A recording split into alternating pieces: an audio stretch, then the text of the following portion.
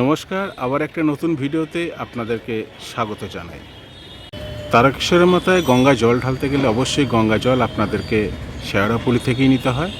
আর শেওড়াপুলিতে বিশেষ কয়েকটা ঘাট আছে, তার সঙ্গে নিমাইতীর্থ ঘাটও আমি আপনাদেরকে দেখাবো, টপ 10 ঘাট। সেই ঘাট থেকে আপনারা গঙ্গা জল ভরতে পারেন। তার কারণ উদ্দেশ্য একটাই, যে প্রত্যেক ঘাটেতে মেয়ে ছেলেদের জামা কাপড় ছাড়ার জন্য বা পায়খানা বাথরুমের ব্যবস্থা আছে কি না সেই বিষয় নিয়ে আমি টোটালি ভিডিওটাকে দেখাবো। যেখান থেকে পছন্দ হয় আপনারা সেই ঘাট থেকেই জল নিতে পারেন। তাহলে চলুন, শেওড়াপুলি রেল স্টেশন থেকে আমরা প্রথমে 6 নম্বর প্ল্যাটফর্ম দিয়ে সবজি বাজার দিয়ে বাইর হই। ওখান থেকে 10 মিনিটের হাঁটা পথ গঙ্গার ঘাট।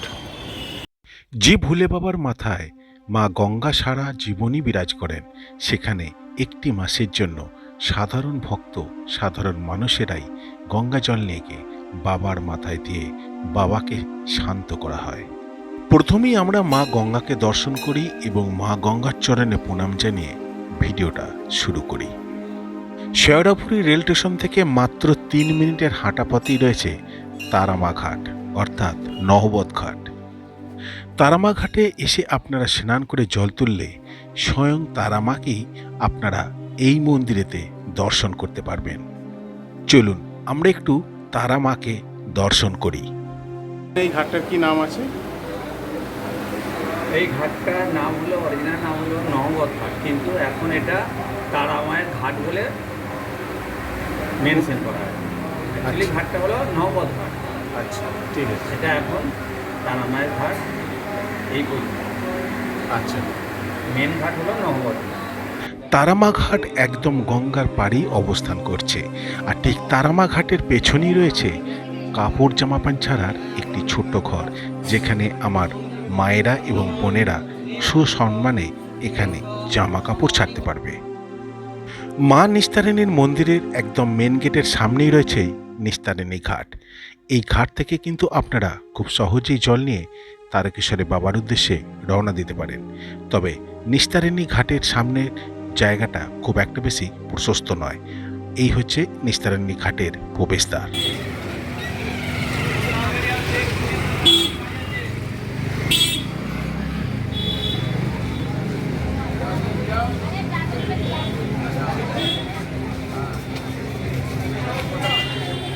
এবার আমরা গঙ্গার একটি অন্য ঘাটে নিয়ে এলাম।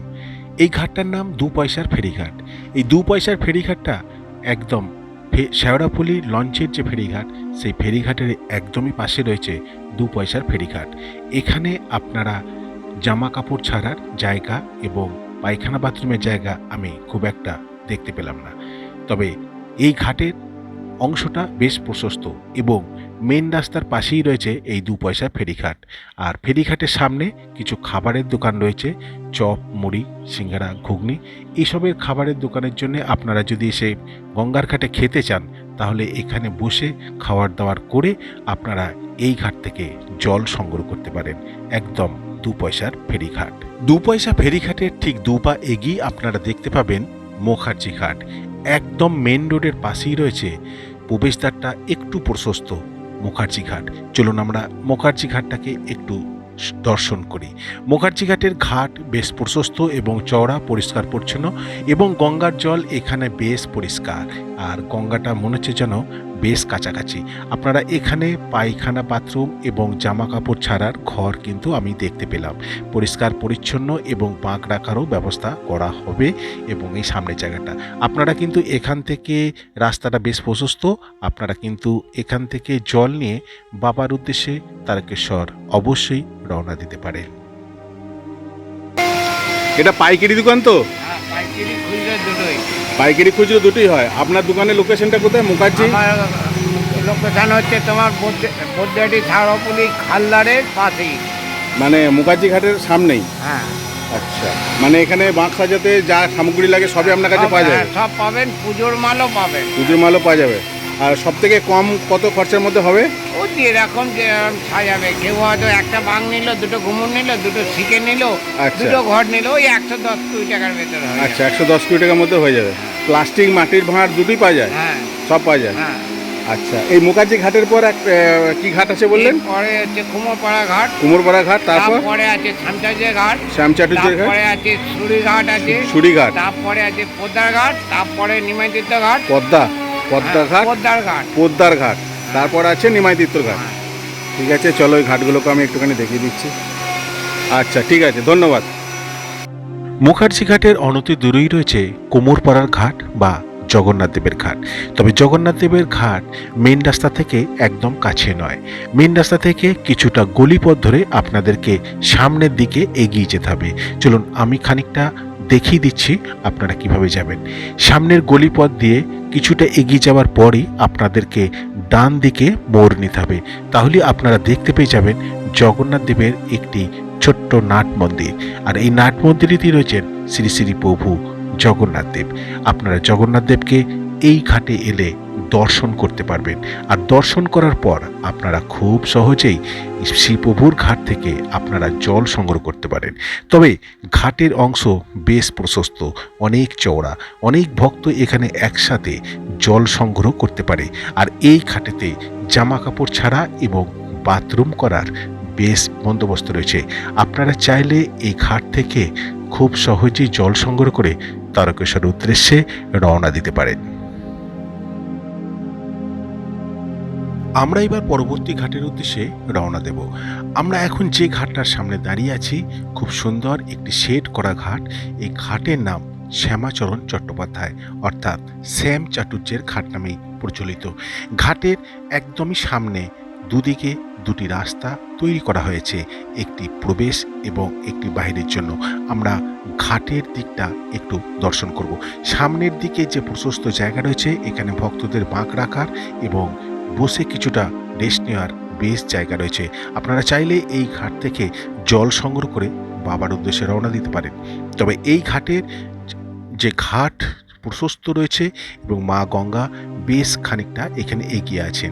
আপনারা চাইলে মা গঙ্গার পাড়ের একটা পার্ক করা আছে, আপনারা এখানে বসে গাছতলায় ছাওয়ায় নিরিবিলিতে রেস্ট নিতে পারেন। আপনাদের আনা খাবার এখানে বসে খেয়ে বাবার মাথার উদ্দেশ্যে জল এখান থেকে কিন্তু আপনারা সংগ্রহ করতে পারেন। আমি কিন্তু একটি একটি করে আপনাদেরকে ঘাটের সমস্ত তথ্য দিতে থাকছি। আমাদের পরবর্তী ঘাট সুরিঘাট, যেটা মেন রাস্তা থেকে একদমই সামনে। মেন রাস্তা থেকে কিছুটা এগিয়ে গেলেই একটি ফুটবল খেলার মাঠ দেখা যায়, যেটা শ্রাবণ মাসে ভক্তদের জন্য ছেড়ে দেওয়া হয়।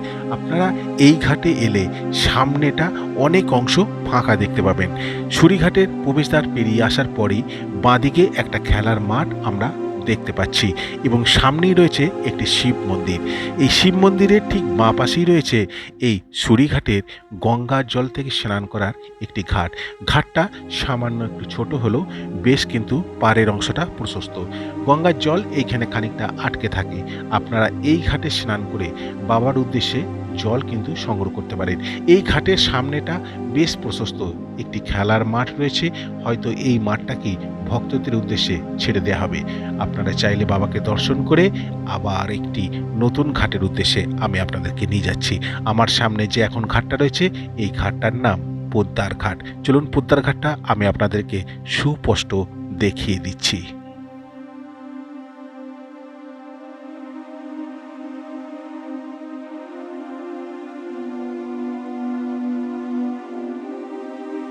পোদ্দার ঘাটের সামনের অংশটা একটি নাট মন্দিরের মতো করা আছে, যেখানে বৃষ্টি পড়লে এবং রোদের সময় ভক্তরা কিন্তু ওর নিচে বসে অনেক সময় রেস্ট নিতে পারবেন বা নিজেদের আনা খাবার কিন্তু এখানে বসে আপনারা খেতে পারবেন। অর্থাৎ আমরা এই নাট মন্দির থেকে কিছুটা নেমে গেলেই একটা প্রশস্ত জায়গা দেখতে পাবো, খানিকটা সুরি মাঠের একদমই পাশে। অর্থাৎ আমরা যে সুরিঘাট দেখেছিলাম তারই ঠিক পাশে রয়েছে আমাদের এই পোদ্দার ঘাট। আগে আমি সুরিঘাটটা দেখালাম, তারই ঠিক একদম পাশে গঙ্গার পাড়ে রয়েছে এই পোদ্দার ঘাট। পোদ্দার ঘাটও বেশ প্রশস্ত এবং এখানে গঙ্গা জল বেশ সুন্দর। আপনারা চাইলে এই ঘাট থেকে বাবার উদ্দেশ্যে যাওয়ার গঙ্গা জল সংগ্রহ করে আপনারা কিন্তু তারকেশ্বর অবশ্যই যেতে পারেন। এখানে বাঁক রাখার যথেষ্ট জায়গা এবং এখানে সামনে অনেকটা চওড়া জায়গা আছে। আপনারা এখান থেকেও কিন্তু জল সংগ্রহ করতে পারেন।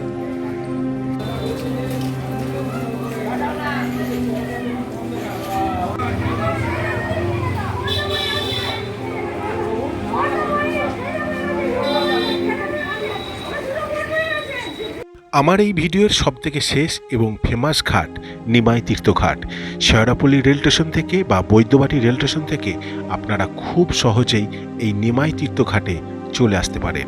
নিমাই তীর্থঘাটের প্রবেশদ্বার খুব একটা প্রশস্ত নয়, নিচের দিকের অংশে টালি লাগানো হয়েছে এবং একটা স্টিলের ব্যারিকেড দেওয়া হয়েছে।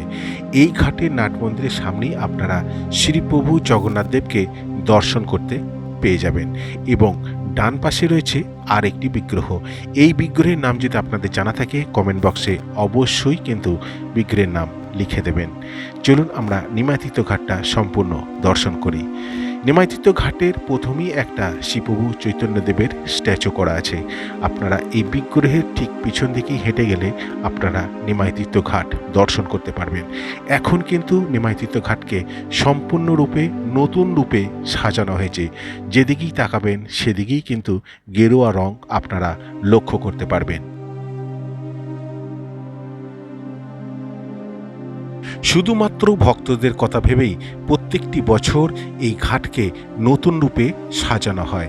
পুলিশ প্রশাসন থেকে তৎপরতা বেশ চোখে পড়ল। এখানে ঘাট সিসি ক্যামেরা থেকে আরম্ভ করে পুলিশ প্রশাসনের কর্মকর্তারা এখানে সদা সর্বদা সজাগ রয়েছেন। নিমাই তীর্থ ঘাটের একটি অংশ যাওয়ার জন্য আর একটি অংশ ফেরত আসবার জন্য, কিন্তু নিমাই তীর্থ ঘাটকে দেখতে আজকের দিনে বেশ সুন্দর লাগছে। আপনারা যখন হয়তো এখানে জল তুলতে আসবেন তখন এখানে প্রচুর অংশে ভক্ত দেখতে পাবেন। গঙ্গা বক্ষে একটি করে গেরুয়া ফ্ল্যাগ লাগানো হয়েছে, অর্থাৎ এটা সতর্কবাণী। আপনারা কখনোই অত দূর পর্যন্ত কেউ গঙ্গা বক্ষে যাবেন না, সেই সতর্কবাণী দেওয়া হয়েছে নিমাই তীর্থ ঘাটের কর্তৃপক্ষ থেকে। আপনারা চাইলে এই ঘাট থেকে খুব সহজেই জল সংগ্রহ করতে পারেন। আর একটা গঙ্গাবক্ষে ব্যারিকেড দেওয়া হয়েছে যাতে এর বাইরে কোনো ভক্ত না যায়, তার আগে থাকতেই যেন ভক্তরা গঙ্গা জল সংগ্রহ করে। নিমাই তীর্থ ঘাটে জল সংগ্রহ করতে এলে নিমাই তীর্থ ঘাটের ঠিক ডান পাশে এরকম একটি সুন্দর দেবালয় আপনারা নজর করতে পারবেন। আমি চাইব যে এই দেবালয়ের কি নাম সেটা অবশ্যই আপনারা কমেন্ট বক্সে আমাকে জানাবেন। আপনাদের কাছে কোন ঘাটটা সবথেকে ভালো লাগলো অবশ্যই আপনারা কমেন্ট করে জানাবেন। আজকের মতো এটুকুই, আবার দেখা করব নেক্সট কোনো ভিডিওতে। চলুন একসঙ্গে বলি, হর হর মহাদেব।